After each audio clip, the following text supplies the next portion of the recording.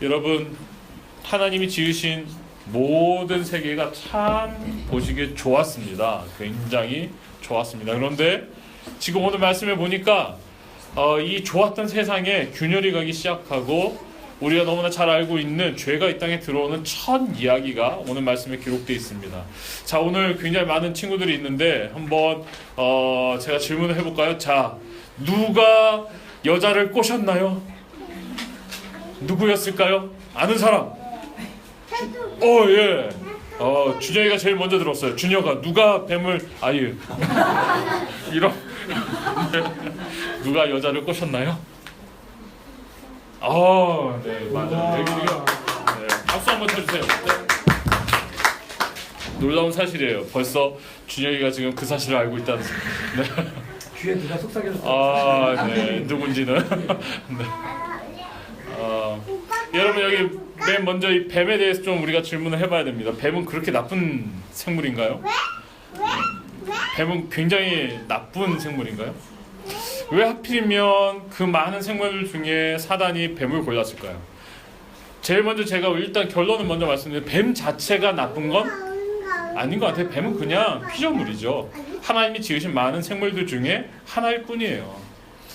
뱀은 특별히 뱀이 나쁘거나 문제가 있어서가 아니라 사단이 이용하기에 좋았던 것 같습니다. 그래서 성경이 오늘 뱀에 대한 특성을 살피는데 뱀을 뭐라고 표현해주고 있냐면 뱀이 간사했다라고 표현하고 있습니다. 여러분, 간사가 어떤 말이죠? 간사하다. 저 사람은 굉장히 간사해. 간사가 뭡니까? 네, 이런 걸 질문하면 이렇게 다들 이렇게 네, 다들 이렇게 마음에 뭔가 정의가 생길 것 같으면서 뭔지는 알겠는데 표현을 못 하겠고 막 이런 표정으로 앉아 계세요. 간교하고 사악한 거. 네, 그럼 한 글자씩 떼가지고 간사 이렇게 되네요. 네, 굉장히 일리 있는 표현입니다. 뱀이 갖고 있는 이 간교함이라는 이 간사함이라는 간교함의 이런 이 특성, 뱀 자체가 갖고 있는 속성이 있었던 것 같아요. 왜냐하면 뱀은 땅을 기어다니는 존재 아닙니까? 이 당시에는 아마 뱀이 발이 있었던 것 같아요. 그래서 발로 뚜벅뚜벅은 아니겠지만 걸어 다니겠죠. 기어다니는 것처럼 비슷하게 아무튼 발을 사용해서 다녔던 것 같습니다. 뱀이 갖고 있는 이 간교함은 어디에서 나오냐면요. 뱀은 굉장히 은밀하게 접근해서 한 번을 물어도 뱀은 한 번을 물어 독이 있는 뱀에게 물리면 어떻게 되죠? 네, 치명상이 있게 되죠. 치명상을 입게 되죠. 그러니까 뱀은 한 번의 공격으로 상대방을 쓰러뜨릴 수 있는 독을 갖고 있는 존재로 우리에게 보여지거든요. 이 뱀이 갖고 있는 간교함은 거기서 나오는 것 같아요. 화려한 위장도 하고 은밀하게 다가가서 한 번을 물어도 상대방을 쓰러뜨릴 수 있는, 약점을 물 수 있는 그런 능력이 있는 생물이었던 것 같습니다. 뱀이 갖고 있는 이 간교한 특성, 어떤 이런 성질, 이것을 이용해서 아마 사단이 그 가운데 틈타서 여자를 유혹하도록 만들었습니다. 이 당시에는 인간이 동물들과 이야기를 나누는 시대였어요. 어떻게 할 수 있냐면 아담이 각 동물들마다 이름을 붙여줬더니 동물들이 좋아했다고 기록하고 있습니다. 그러니까 아담의 의사 전달이 동물들한테 전달되어서 동물들이 그걸 이해할 수 있는 그런 시대였죠. 뱀이 다가왔어요. 많은 생물들 중에 하나에 불과한 뱀이 지금 다가와서 여자를 먼저 꼬셨습니다. 여러분, 아마도 직접 그 하나님의 음성을 들은 아담보다는 아담에게 전달받은 하와가 조금 더 유혹하기 쉬운 존재였다고 아마 뱀은 생각했을 것 같아요. 이것은 여자가 더 나쁜 존재냐, 여자가 더 약한 존재냐, 여자는 뱀에게 유혹이 잘 되느냐, 이걸 드러내는 말은 아니에요. 여러분이 표정이 심각해지기 시작하시는데, 네, 여자가 더 열등하냐, 여자가 더 나쁜 존재냐, 이걸 드러내는 말은 아닙니다. 여자도 남자와 동등합니다. 단지 하나님이 아담에게 직접 하신 말을 아담은 직접 들었고, 아마도 그 다음에 지음받은 여자는 하나님이 나에게 이런 것들을 명령하셨고 이런 거는 하지 말라고 약속하셨어. 아담이 얘기해 줬겠죠. 그쵸? 아담에게 전달받은 거예요. 그러니까 뱀은 뭘 너무 잘 알고 있냐면 누구를 건드려야 유혹이 성공할지 가능성이 높은지를 너무 잘 알고 있었던 것 같아요. 그러니까 여인이 오늘 보이고 있는 모습은 약점이에요. 약점. 그 공동체가 갖고 있는 약점. 그 공동체를 와해시키기에 가장 적합한 연약한 존재가 누군지를 누가 제일 잘 알고 있었어요? 사단이 제일 잘 알고 있었다는 거죠. 그래서 여인에게 와서 유혹합니다. 유혹의 도구가 뭐죠? 네, 말입니다. 말. 그냥 말이라고 얘기할 수도 있고요, 대화라고 얘기할 수도 있습니다. 대화를 시작합니다. 네. 여러분, 이 대화는 굉장히 치명적인 겁니다. 그래서 말을 잘 나누면 그것이 사람의 마음을 응원해주고 사람의 마음에 힘을 불어넣어주기도 하지만, 대화를 잘못 나누면 사람의 마음이 꺾이고 마음이 실망스럽고 고통을 떠안게 되는 경우도 있습니다. 그래서 사람들이 주로 어떤 대화를 많이 나누느냐가 그 사람이 어떤 삶을 사느냐를 이야기하는 굉장히 중요한 지표입니다. 여러분, 평소에 어떤 대화를 많이 나누십니까? 일상의 대화들 많이 나누시겠죠? 근데 정말 마음이 통하고 막 살맛나게 만들어주고 대화를 나누면 정말 행복해지고, 이런 대화를 많이 나누시게 되기를 축원합니다. 네, 이런 대답은 좀 이렇게 아멘을 크게 하셔도 괜찮아요. 하영아, 크게 해보세요. 네. 맨 앞에 앉아가지고 어쩔 수 없이 저한테 오늘 많이 교재로 쓰일 수밖에 없을 것 같습니다. 네. 양해를 구하는 거야 지금 아빠가. 네. 자, 좋은 대화를 많이 나누시길 바랍니다. 네. 대화를 겁니다. 제일 첫 번째 질문은 뭐냐면, 질문은 왜곡이었어요. 왜곡시키는 질문을 뱀이 던졌어요. 어떤 왜곡을 일으켰냐면, 뭐라고 질문했죠? 제일 먼저?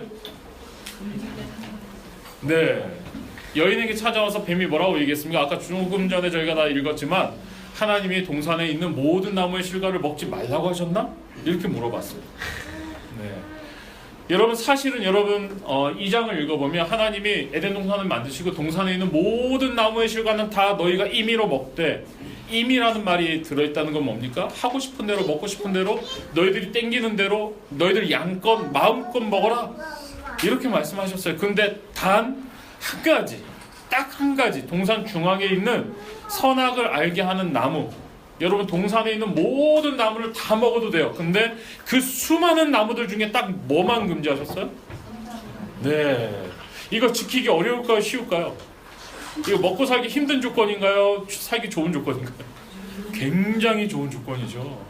수도 없는 나무의 열매, 굉장히 많은 온갖 다양한 듣도 보도 못한 나무들의 열매가 쫙 펼쳐져 있는데, 날마다 따서 먹어도 그 종류를 다 먹을 수 없을 만큼 굉장히 아름다운 열매들이 풍성하게 채워져 있는데, 그 중에서 딱 하나를 금지시키신 거예요. 하나. 수많은 것 중에 딱 하나. 네. 저를 따라서 한번 해보시죠. 수많은 것 중에 하나. 수많은 것 중에 하나. 네.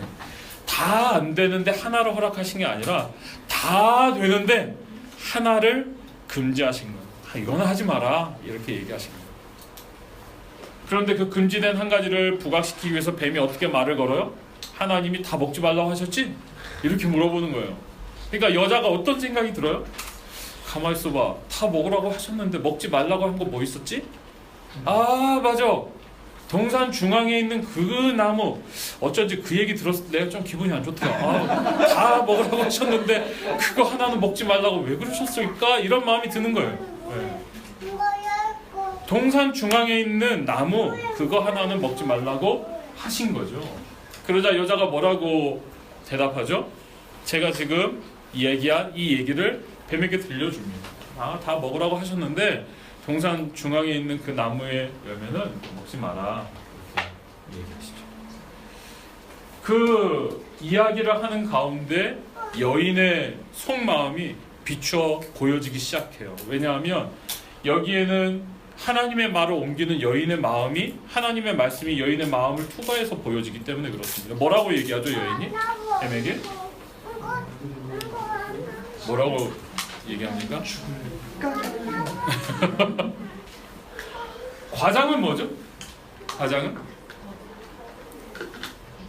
심하게 과장을 하고 있어요. 뭘 과장하고 있죠? 네? 동산에 있는 말씀을 직접 읽어서 보여드릴게요. 네. 앞으로 쫙 넘어가 주세요. 네.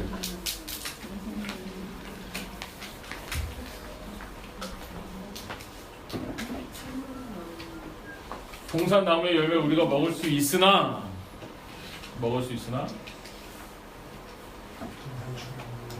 동산 중앙에 있는 나무의 열매는 하나님의 말씀에 너희는 먹지도 말고 만지지도 말고.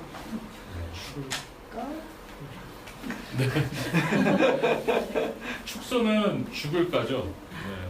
축소는 죽을까. 하나님이 원래 말씀하신 건 뭐라고 말씀하셨어요? 네. 우리 성경에는 예전 성경에는 정령이라고 써 있었어요. 근데 성경이 번역되면서 뭘로 바뀌었냐면 반드시로 번역되어 있어요. 여기에서 죽을까는 죽을까? 죽을 수도 있어. 죽을 위험이 있는 건데 뭐 이런 정도의 뉘앙스예요. 근데 하나님은 뭐라고 아담에게 말씀하셨냐면 정령 반드시 죽게 될 것이다. 거기에 대해서 어떤 하나님의 더 상세한 설명이 없어요. 이건 결과가 너무나 분명하기 때문에 동산 중앙에 있는 나무의 열매를 먹는 순간 너희는 죽을 것이다를 선언하셨어요. 근데 이것을 여인은 뭐라고 축소시킵니까? 네, 죽을까 한다. 과장은 뭐죠? 만지지. 네. 누가 이렇게 뭐 만지지도 말고 막 하나님이 원래 하신 말씀 안에는 이런 표현이 없어요. 그냥 동산 중앙에 있는 나무의 열매는 너희가 먹지 말라. 먹는 날에는 반드시 죽을. 근데 오늘 여인의 마음에는 어떻게 이 말씀이 비쳤냐면 너희는 먹지도 말고 만지지도 말라. 과장하고 있어요. 지금 여인의 마음은 이 동산 중앙 나무에 있는 이 열매에 대해서 너무 심하게 과장하거나 너무 심하게 축소하거나 이런 태도를 보이고 있어요. 여러분, 이런 여인의 마음은 왜 그럴까요? 쫙 넘겨주세요. 무엇이 여인의 마음에 말씀에 대한 과장과 축소를 일으키고 있는 걸까요? 여러분, 우리도 살면서 이런 과장과 축소를 종종 경험합니다. 여러분 경험하지 않으시는 거 같으시죠? 근데 우리 삶에 굉장히 자주 일어납니다. 굉장히 자주 일어나요. 예를 들어서 실제로 이런 예는 없는데 제가 이제 만들어 가지고 어쩔 수 없이 이해를 도와야 하니까 저희 집에 아이들이 둘이 있는데 제가 하영이한테 종종 어떤 일을 시킵니다. 예를 들면 하영아 빨리 가서 하은이 준비하라고 해. 뭐 옷을 입고 준비하라고 해. 이렇게 시키잖아요. 그럼 하영이가 제가 말한 말만 그대로 가서 전하면 되는데 하영이 마음속에는 아빠를 더 기쁘시게 하기 위하여 네, 어떤 거는 과장하고 어떤 건 축소할 수도 있을까요, 없을까요? 아, 예. 아빠가 너 빨리 옷 안 입으면 한 대 맞는다고 그랬어. 뭐 이건 뭐죠? 과장. 예. 야, 천천히 해. 뭐 그냥 네 알아서 해. 뭐 이건 축소. 예. 이건 뭐죠? 실제로 권한은 누구한테 있는 거예요? 이거를 명령하고 이거를 준 사람이 누구예요? 네, 아빠잖아요. 아빠는 한 얘기가 딱 정해져 있었어요. 근데 그거를 마음대로 축소하거나 과장하는 부탁받은 사람의 마음은 뭐죠? 아빠의 권세를 딱 업어가지고 네, 뭐 하고 싶은 거예요 지금. 때는 이때다. 내가 이 권한을 마음껏 누려. 네, 좀 큰 걸 갖고 얘기해야 되는데 지금 너무 얘가 작아가지고. 피부에 와닿았어. 좀 뭐 별로 이렇게 작은 예니까 그렇지만 사실 이런 종류의 자기 마음대로 하고 싶은 마음이 커져가지고 만드는 결과들은 우리의 삶에 종종 일어납니다. 내 마음대로 하고 싶은 거예요. 사람들이 누구나 다 자신의 약점은 어떻게 하고 싶어요? 축소시키고 싶어 해요. 내가 불리한 거, 내가 좀 힘든 거, 내가 좀 드러나면 좀 안 되는 것들은 다 축소시켜서 이해하고 싶어요. 나를 좀 드러낼 가장 좋은 기회, 내가 자랑하고 싶은 거, 내가 좀 잘한 거, 내가 좀 남들 앞에 내세울 만한 것들은 어떻게 하고 싶어요? 과장하고 싶어요. 결국 과장하고 축소하는 그 마음의 중심에는 어떤 마음이 있냐면 내 마음대로 하고 싶은 마음이 있는 거야. 내 마음대로. 내 마음대로 하고 싶은 마음은 결국 어떤 마음이냐면 어떤 마음이요? 네, 그 정말 자그마한 통제에도 순종하고 싶지 않은, 그 정말 자그마한 기준에도 순종하고 싶지 않은 내가 주인 되고 싶은 마음.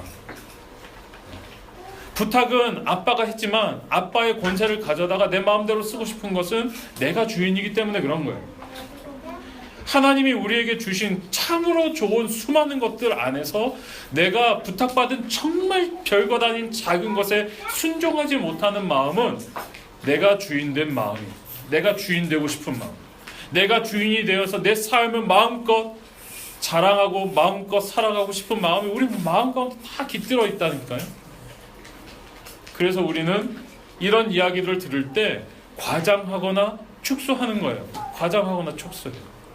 내가 주인이기 때문에. 그래서 각 사람의 마음 가운데 부딪힌 하나님의 말씀은 왜곡이 일어나기 시작합니다. 엄청난 왜곡이 일어나요. 어떤 사람에게는 이렇게 막 뻥튀기 되고 어떤 사람에게는 굉장히 축소되고. 그래서 사람의 본성을 가지고 하나님의 말씀을 접하면서 말씀대로 살고 싶어서 열심히 따르고자 하지만 우리가 갖고 있는 우리의 열심과 우리의 노력과 우리의 애씀으로는 하나님의 말씀을 왜곡해서 볼 수밖에 없어요. 왜곡해서 볼 수밖에 없어요. 결국은 노력해도 죄짓는 결과를 만날 수밖에 없어요. 과장과 축소 속에 속마음이 드러납니다. 속마음은 어떤 거예요? 내가 주인이고 싶은, 하나님을 예배하는 것 같지만 나를 예배하고 있는 거예요. 하나님을 만족시키는 삶을 살겠다고 결단하지만 내가 만족스러운 삶을 살겠다고 결심한 거예요. 내가 주인이고, 과장하고 축소하고, 과장하고 축소하고, 내가 주인이고 싶은 거예요. 그런 하와의 마음을 확인했을 때 사단은 절대로 그 기회를 놓치지 않습니다. 그런 하와의 마음을 딱 붙잡고 거기에다가 뭘 결정타를 날려요? 어떤 결정타를 날리죠? 거짓말을 들이대죠. 아니야, 너희가 그 열매 먹는다고 해서 죽는 게 아니야. 너희가 그 열매를 먹는 순간 너희 눈이 밝아져서 하나님처럼 되기 때문에 하나님이 너희들한테 그거 먹지 말라고 하신 거야. 하나님이 나쁜 거야. 하나님 나쁜, 먹어봐, 뭐 하나님처럼 된다니까. 사람의 마음속에 원래 뭐가 있다는 것이 확인됐었어요? 내가 주인이고 싶은, 내 마음대로 하고 싶은, 내 욕심을 채우고 싶은 그 마음이 있다는 게 이미 밝혀졌어요. 밝혀진 그 사람에게 사단이 뭘 요구하는 거예요? 네, 이건 어쩌다 일어난 실수가 아닙니다. 연약해서 저지른 잘못이 아니에요. 아주 의도적으로, 아주 계획적으로 나는 하나님같이 되고 싶어. 나는 내 인생을 내 마음대로 결정하고 내가 살고 싶은 삶을 살 거야. 나는 과장하고 축소하며 나를 자랑하며 살 거야. 내 욕심에 예배하며 내 욕심을 경배하며 살 거야. 이런 마음으로 반대하는 행동을 취하라고, 하나님을 배신하라고, 말씀을 저버리라고 들이대는 거예요. 하와가 거절할 수 있었을까요? 없었을까요? 거절할 수가 없는 거야. 이 너무나 달콤한 유혹이에요. 늘 그런 상상을 해왔거든요. 늘 그런 마음을 품어왔거든요. 할 수만 있으면 내가 하나님처럼 내가 얼마나 좋을까. 그런 마음을 늘 품어왔거든요. 딱 선악과를 눈앞에 들이밀었는데 너무 보암직한 거예요. 먹음직도 한 거예요. 와, 이거 먹으면 진짜 우리가 하나님처럼 될 것 같아요. 그러니까 이 여자가 혼자 먹지 않고 누구에게도 줘? 이거 참 좋은 건데, 이거 진짜 좋은 거야. 우리 같이 먹어보자. 하나님께 먼저 그 지침을, 그 말씀을, 그 약속을 먼저 들은 남자는 더 나빠요. 진짜 나빠요. 직접 들었잖아요. 하나님 지으시고 직접 말씀하셨잖아요. 너 이러면 안 돼. 너 이러면 안 되는 거야. 이것은 굉장히 심각한 죽음이라는 결과가 분명히 찾아올 거야. 말씀하셨잖아요. 그런데 그렇게 선악과를 눈앞에 탁 내밀었을 때 아담이 그것을 거절하고 아내를 일깨워주지 못했어요. 왜 그렇죠? 말만 못했을 뿐이에요. 표현만 하지 않았을 뿐이에요. 그동안 하와가 갖고 있는 그 유혹, 하와의 마음속에 있는 욕망, 너희가 하나님처럼 될 거야, 이 말에 마음이 싹 움직였던 그것이 하와만 있었던 일이 아니라 아담도 사실은 그 마음을 품고 있었으니까 열매가 눈앞에 딱 내밀어졌을 때 아니야 라고 말할 수가 없는 거예요. 아니라고 말을 못하는 거예요. 이건 잘못이야 라고 말을 못하는 거예요. 이건 하나님을 향한 배신이야 라고 말을 못하는 거예요. 여기에 인생의 비극이 있습니다. 비극이 있습니다. 모든 죄악의 뿌리를 파고 들어가면 그 죄악의 뿌리 안에는 무엇이 도사리고 있냐면 나를 향한 경배가 도사리고 있습니다. 내 욕심을 향한 경배가 도사리고 있습니다. 사람은 끊임없이 자기 욕심을 경배합니다. 사람은 끊임없이 자기 욕심을 갈망하며 살아갑니다. 그것이 채워지기를 기대하며 채워지기 위하여 발버둥치며 삽니다. 근데 우리가 이 세상을 사는 동안 내가 욕망하는 이 욕심이 채워질 수 있을까요? 채워질 수 있을까요? 많은 아이들이 10대를 지나면서 스타들을, 아이돌을 굉장히 흠모하고 좋아합니다. 모든 10대 남자 아이들에게는 설현이나 수지, 수지 같은 참 보기에도 좋고 마음도 흐뭇한 그런 자매들을 굉장히 선호하죠. 모든 요즘 여심을 훔치고 있는 유명한 배우는 누가 있죠? 좋아는 하지만 철든 이 어른들은 좋아하는 것뿐이죠. 보기 좋네. 뭐 이 정도에서 끝나잖아요. 근데 10대들은 어떻게 하죠? 미치죠. 욕망에 솔직하죠. 그 욕망을 더 깊이 키워내죠. 이것이 참 우리는 웃었지만 굉장히 죄악된 인간의 본성 안에서 출발하는 감정이라 이건 너무너무 달콤하고 너무너무 강력한 거예요. 굉장히 강력한 거예요.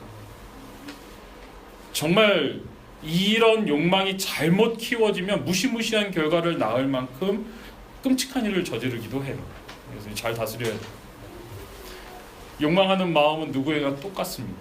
그 욕망을 잘못 사용하면 지금 첫 번째 범죄의 사실과 같은 이러한 일들이 일어나는 거예요. 자기를 경배하는 거예요. 여러분, 들이민 그 선악과를 먹었습니까? 안 먹었습니까? 먹었어요. 구체적인 행동으로 저질렀어요. 그러자 어떤 일들이 일어나죠? 넘어가겠습니다. 어떤 일들이 일어납니까? 제일 먼저 성경에서 우리가 볼 수 있는 죄의 결과물은 수치, 부끄러움.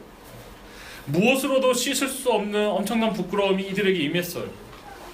선악과를 먹었어요. 먹은 순간 이들의 눈이 밝아졌어요. 사단이 말한 대로 현상이 일어났어요. 눈이 밝아지는 걸 보면서 선악과였기 때문에 자신들의 벗은 몸을 보고 이들이 부끄러워했어요. 하나님과 같이 되는 것이 아니라 사단이 유혹해서 먹게 한 이것은 자신의 부끄러움을 드러내는 나무의 열매였던 거예요. 하나님과 같이 되려고 먹었는데 이들이 발견한 건 자신의 부끄러움이에요. 벌거벗어서 서로를 쳐다보지도 못하고 부끄러워서 수풀에 들어가서 자신의 몸을 가렸어요. 벌거벗은 채로 있었다는 것을 깨달았기 때문에. 하나님이 동산 서늘한 시간에 나타나셔서 항상 그러하셨듯이 이 사람들을 만나고 교제하시려고, 이 공동체 안에서 서로 교제하시려고 딱 나타나셨는데 그날따라 아담이 하나님 앞에 나올 수 있어요? 없어요? 없어요. 하와가 나올 수 있습니까? 없습니까? 우리는 지난주에 하나님이 이루신 가장 첫 번째 공동체의 모델을 보았습니다. 아담과 하와와 둘만 있어도 되는 게 아니라 하나님과 창조하신 인간 피조물이 함께 이루는 공동체의 가장 완벽한 모습을 보았어요. 근데 여기서 굉장히 심각한 문제가 생기는 거예요. 부끄러움 가운데 있는 아담이 하나님 앞에 나아가지 못해요. 부끄러움 가운데 있는 하와가 하나님 앞에 나아가지 못해요. 하나님은 찾으십니다. 아담아 어디 있느냐? 찾으세요. 근데 아담이 얘기합니다. 하나님 제가 벗었으므로 하나님 앞에 부끄러워서 나갈 수가 없습니다. 하나님 제가 벗었습니다. 그러자 하나님께서 그들의 문제가 무엇인지 너무나 정확히 아시게 된 거죠. 선악과를 먹었구나. 너희들이 나를 배신했구나. 말씀을 불순종했구나. 말씀을 거역했구나. 정확히 아시는 거예요. 공동체가 깨어졌습니다. 아름다웠던 에덴의 공동체가 깨어졌어요. 지금 이들은 에덴에서 쫓겨나고 있는 겁니다. 더 이상 하나님과의 신실한 관계를 지켜내지 못한, 그 말씀을 지켜내지 못한 인간은 에덴이라는 낙원을 소유할 수가 없었어요. 그래서 쫓겨났어요. 하나님께서 그 출입구에 천사들을 두시고 화영검을 든 천사들을 두시고 다시는 이 낙원 안으로 들어올 수 없도록 지키셨어요. 실낙원한 거죠. 낙원에서 쫓겨난 인간들에게는 고난의 삶이 시작됩니다. 고통스러운 삶이 시작돼요. 그래서 불교가 얘기하는 삶의 정체성이 고난이라는 것은 맞아요. 예. 이 앞부분의 이야기를 모르니까 불교는 고난이라고밖에는 얘기할 수 없는 거예요. 에덴 동산을 나온 순간부터 공의로우신 하나님께서 공의로 인간을 심판하실 때 그 죄의 결과물들을 누리기 시작했어요. 자연 만물이 인간에게 순응하지 않습니다. 순응하지 않아요. 인간은 자연을 정복해야 될 대상으로 인식하기 시작해요. 땀을 흘리고 수고로 이 땅을 개간하고 애를 쓰고 노력해야 간신히 소산을 내며 먹고 살 수 있는 그런 시대가 되었어요. 그러니까 우리가 일을 하는 건 원래 축복인데 너무나 영광스러운 축복이에요. 하나님이 에덴 동산에서 아담에게 시키신 일은 기쁨이고 축복이었어요. 그런데 이 일이 어떻게 됐습니까? 구슬땀을 흘려야, 손에 굳은 살이 잡혀야 먹고 살 수 있는 정도의 그런 고난의 삶의 도구가 되었어요. 여성들에게는 어떤 결과가 왔죠? 네, 생육하고 번성하여 땅에 충만하라고 말씀하셔서 하나님이 축복하신 출산이 새로운 생명을 잉태하고 그것을 출산하는 것이 목숨을 걸어야 하는, 그리고 굉장한 고통을 누려야 되는, 감내해야 되는, 그것을 대가로 지불해야 되는 그러한 과정으로 바뀌었어요. 자칫 잘못하면 산모가 생명을 잃는 일들이 종종 있었죠.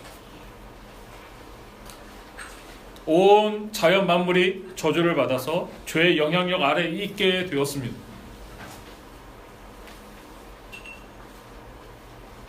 그리고 가장 치명적인 공의의 선언은 인간이 죽을 수밖에 없게 됐다는 거예요. 죽음이 찾아왔어요. 영원한 죽음.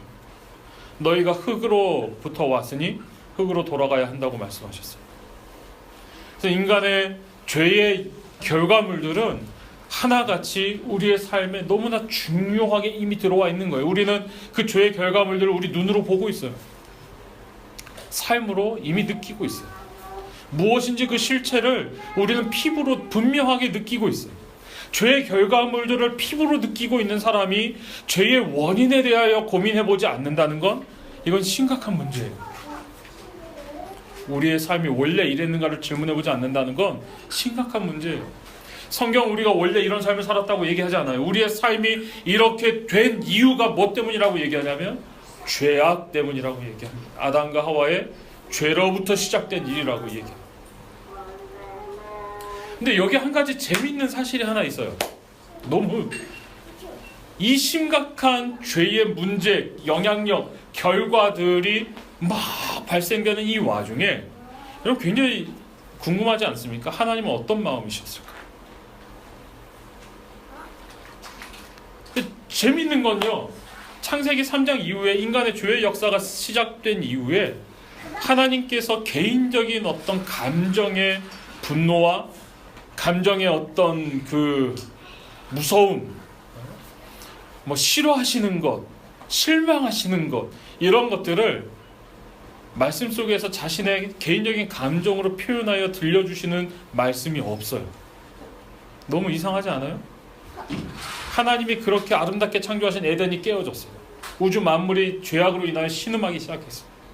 인간이 에덴을 잃어버리고 쫓겨나서 고난스러운 죽을 수밖에 없는 인생을 살게 됐어요. 하나님이 지으신 창조물의 실패를 하나님 보시면서 하나님이 분노하시거나 너 왜 나를 배신했어? 화를 내시거나 인간들의 멱살을 잡고 흔드시거나 섭섭하시다거나 감정을 표현하시는 말씀이 성경에 요만큼도 없어요. 한 번도 이상하다고 여기지 않으셨나요? 이거 이상한 상황인데 저는 다른 사람이 저한테 잘못하는 작은 잘못도 화가 나던데 용서하기가 힘들던데 없던 걸로 하고 넘어가기는 건 더군다나 안 된다는데 하나님 어떻게 이게 가능하실까요? 공의의 하나님이시기 때문에 공의로운 심판과 결과물들은 인간에게 주어졌습니다. 그것으로 끝나나요? 하나님의 마음이 그거면 충분한 건가요?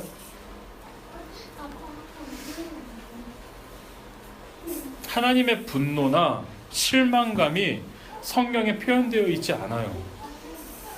나 너한테 실망했어. 너 어떻게 나를 그렇게 배신할 수 있어? 내가 너에게 낙원을 줬는데 너 어떻게 그따위로 행할 수 있어? 이런 얘기를 하나님이 한마디도 안 하신단 말이에요.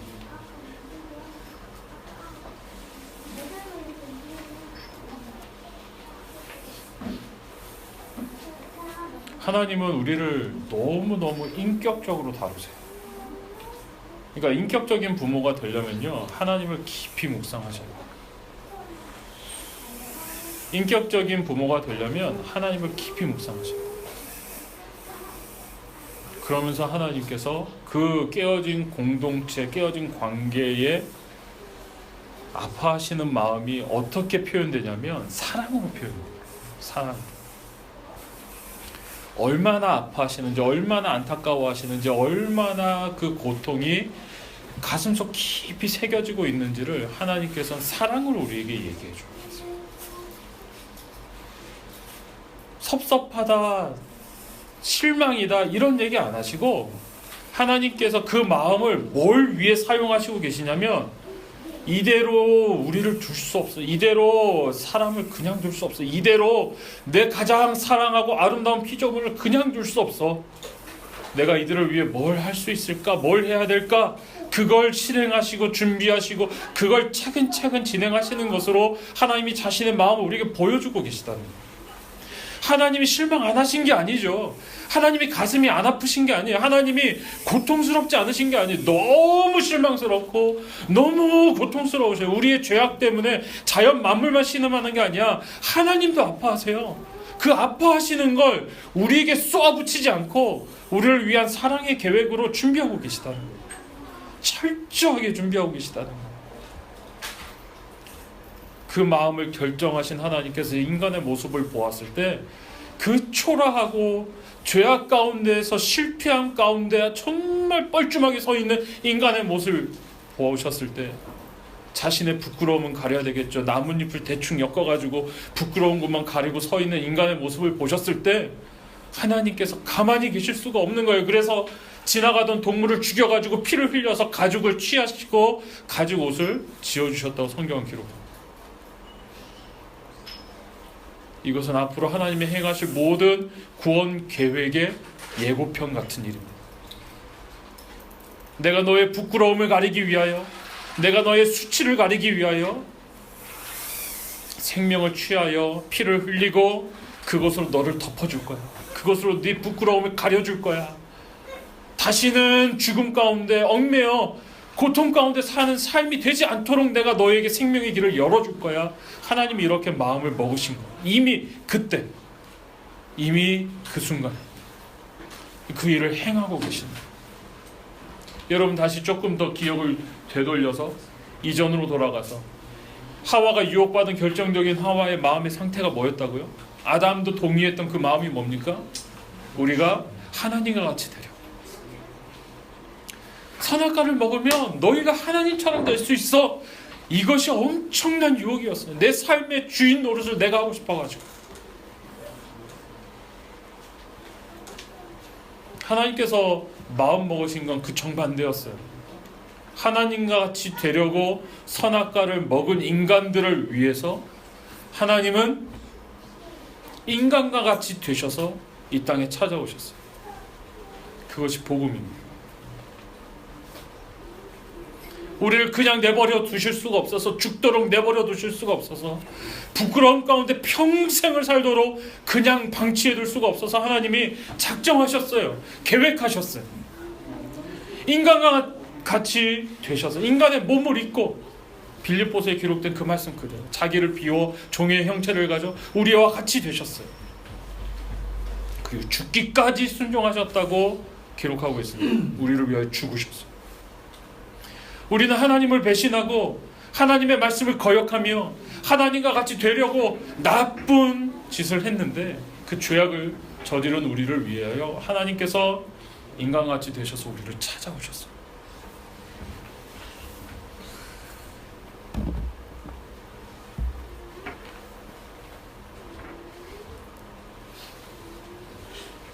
하나님은 그 사랑을 우리를 통하여 이루십니다. 그래서 하나님의 사랑 가운데 그 사랑을 경험한 사람들에겐 정말 신기한 현상이 일어나요. 고통을 고통으로 표현하지 않아요. 죽음을 죽음의 결과로 드러내놓지 않습니다. 아픔을 아픔으로 끝내지 않아요. 분명히 우리의 삶의 죄의 영향력으로 말미암는 고통과 죽음과 아픔의 문제들이 있습니다. 근데 하나님의 사랑을 깨닫고 그 사랑 안에 새로워진 사람은 사망을 생명으로 바꿔놓는 역사가 그 사람의 심령 가운데 일어납니다. 고통을 기쁨으로 바꿔놓는 놀라운 역사가 일어납니다. 아픔을 치유로 바꿔놓는 놀라운 역사가 일어납니다. 우리가 그런 역사, 그런 놀라운 하나님의 힘을 경험하기 원한다면 우리는 예수 그리스도를 만나야 합니다.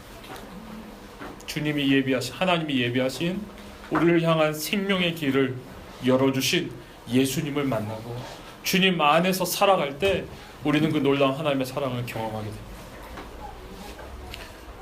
오늘 인간의 인류 역사 안에 찾아온 죄는 우리에게 이렇게 묻습니다. 계속해서 상처 속에서 살 것인가? 계속 수치스러운 삶을 살 것인가? 계속 분노하며 살 것인가? 계속 남들에게 놀림받으며 살 것인가? 계속 우리가 비굴하게 살 것인가? 계속 우리가 이 세상에서 신음하며 살 것인가? 계속 우리가 사람들과 아픔을 만들고 문제를 만들면서 살 것인가? 이 모든 것이 끊어지는 유일한 한 가지 길은 예수 그리스도 외에는 없습니다. 하나님의 사랑 가운데 들어가는 것 외에는 없습니다. 사랑하는 여러분, 오늘 그 사랑으로 하나님께서 우리를 초대하십니다. 죄악 가운데 살아가는 수많은 영혼들을 향한 유일한 생명의 길은 예수 그리스도 외에는 없어요. 그 주님의 열어주신 놀라운 생명의 길을 다 같이 걸어가는 우리 모두가 되기를 간절히 소원합니다. 죄악 가운데 있는 우리를 향한 하나님의 사랑을 다시 확인하고 그 사랑 가운데 살아가기를 결단하는 우리 모두가 되기를 간절히 소원합니다.